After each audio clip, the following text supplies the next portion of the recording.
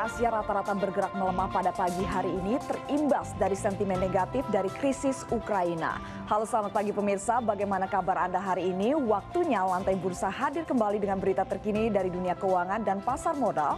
Bersama saya Riana Rifani, inilah 3 informasi utama kami pagi ini. Dan pemirsa, bagaimanakah kira-kira proyeksi pergerakan indeks harga saham gabungan selama sepekan ini setelah kemarin ditutup di level 4.800-an? Telah hadir bersama kami di studio yaitu analis teknikal Dana Reksa Sekuritas Luki Bayu Purnomo. Selamat pagi Mas Luki. Ya, selamat pagi. Mas Luki, ini menarik sekali pembahasan mengenai pencapresan atau pencalonan calon presiden 2014 di mana Joko Widodo ini diusung sebagai presiden 2014 dari partai PDIP seperti itu. Nah, ini indeks harga saham gabungan sepanjang pekan lalu ini melonjak 4,11% dan ditutup di level 4.800-an. Akankah ini berlanjut selama satu pekan ini? Ya, kita lihat teori intermarket analysis dulu ya. Satu, kita harus berangkat dari Amerika.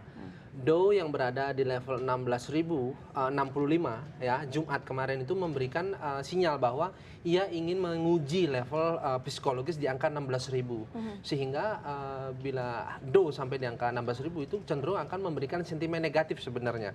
Karena apa? Angka Dow yang berada di 16.065 itu hanya 65 poin untuk melemah di level berikutnya. Itu satu. Nah, sentimen itu nanti akan membawa spekulasi yang besar di komoditi. Nah, terbukti apa? Terbukti selama 4 bulan kemarin emas itu berada di level tertingginya. Dan berhasil berada di atas level 1.350. Berarti apa? Spekulasi yang besar itu saat ini berada di level yang cukup menarik itu di industri komoditi.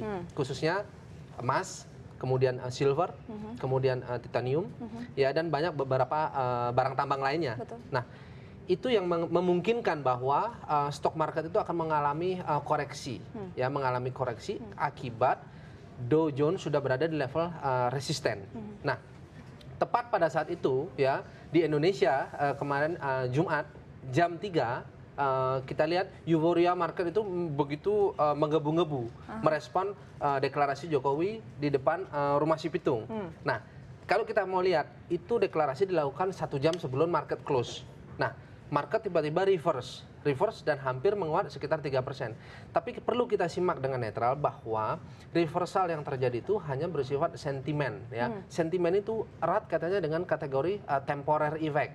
Nah, sehingga market itu saya kira saat ini cenderung menyikapi itu dalam bentuk euforia, ya, karena bahwa kita harus sadari level IHSG yang berada di level 4.887 kemarin hari Jumat itu sama dengan level di bulan Maret tahun 2013. Dan berada di level resisten. Nah, kategori resisten itu mencerminkan bahwa market itu cenderung resist atau harusnya istirahat dulu. Ada 2 kemungkinan. Satu, market bergerak terbatas, kemudian market cenderung koreksi. Karena apa? Tepat pada saat deklarasi itu level pasarnya sudah masuk dalam kategori overbought, atau para pelaku pasar itu menilai saham-saham kemudian indeks rata-rata yang ada di Indonesia itu masuk dalam kategori yang cukup mahal sehingga teritorinya negatif. Baik Mas Luki, ini kan penguatan rupiah juga terjadi. Apakah Anda setuju dengan perkataan Hatta Rajasa selaku Menko Perekonomian bahwa ini bukan saja Jokowi effect, tapi memang fundamental ekonomi Indonesia tengah merangkak naik seperti itu? Kalau bicara masalah rupiah, sekarang kita bicara masalah forex, ya, foreign exchange. Nah, berarti apa? Menguatnya rupiah itu saya kira tidak menyebabkan market itu membeli rupiah atau menyebabkan rupiah itu tiba-tiba menguat. Karena apa? Pada dasarnya satu, memang seluruh orang mengetahui bahwa fundamental negara Indonesia ini cukup baik. Oleh sebab itu pada awal tahun kita dikategorikan sebagai emerging market dengan kategori stabil.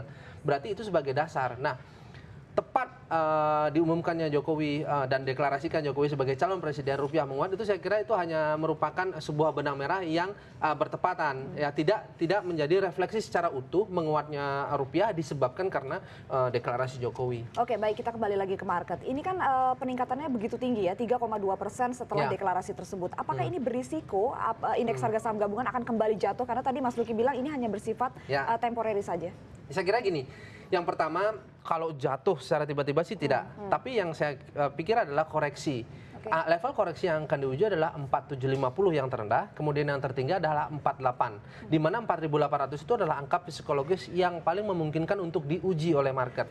Karena kalau kita lihat kemarin hari Jumat kemarin market ditutup di 4.878 ya. Nah, itu merupakan angka yang tidak begitu fantastis sebenarnya karena angka psikologis IHSG ada di 4.800. Nah, sehingga itu yang harus dicermati pasar. Dan satu hal yang terpenting, memang betul Jokowi sudah berdeklarasi, tapi siapakah wakilnya itu menjadi persoalan baru buat pasar untuk menentukan bagaimanakah manuver indeks berikutnya. Oke, ini proses selanjutnya seperti itu. Mas, kira-kira saham-saham apa saja sih yang akan terdongkrak selama 1 pekan ini? Ini masih terkait dengan Jokowi Effect juga ya mungkin ya? Kita sebutnya Jokowi's Play.